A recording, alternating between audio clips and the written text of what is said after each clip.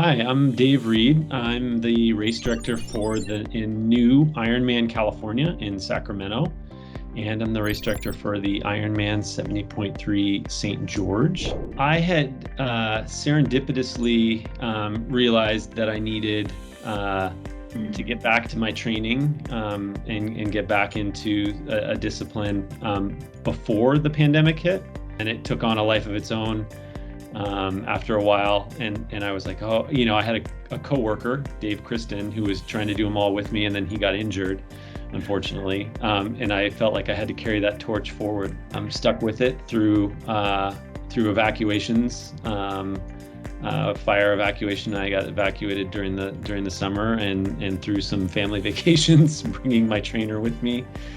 So it was an adventure, but fun for sure. Most of my riding was indoors. Most of my riding was after I put the kids to bed, between 7 p.m. and midnight, typically. I think I finished a 70.3 Ruby course one time at like 11:30 at night. That was a trip. In the first 70.3 bike ride that I did on the trainer, I bonked so hard. And like I've been racing since '96, and I know bonking well. And I staggered upstairs from where I train, and my wife is like, "Man, you don't look good." And I like just and it was like 9 o'clock at night, and so I'm like shoveling food in my mouth to like recover from the bonk. The double BOB stroller with music was a huge help. My two kids have become accustomed to running with dad. I look forward to the day when they can ride their little bikes and we can go on runs. But right now we would double BOB stroller it with some music playing, and I actually had my fastest 10K of the year on the double BOB, because sometimes you can just hold onto it as it goes down a gentle hill and it can drag you a little bit. It was an interesting kind of emotional experience to know that community in triathlon is so important.